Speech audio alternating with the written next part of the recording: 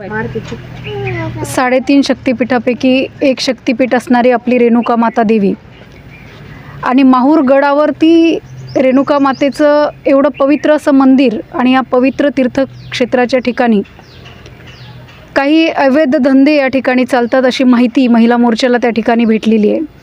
म्हणजे गुटखा असेल किंवा वैश्य व्यवसायासारखे व्यवसाय या ठिकाणी चालतात अशी अधिकृत माहिती महिला मोर्चाला त्या ठिकाणी भेटलेली आहे.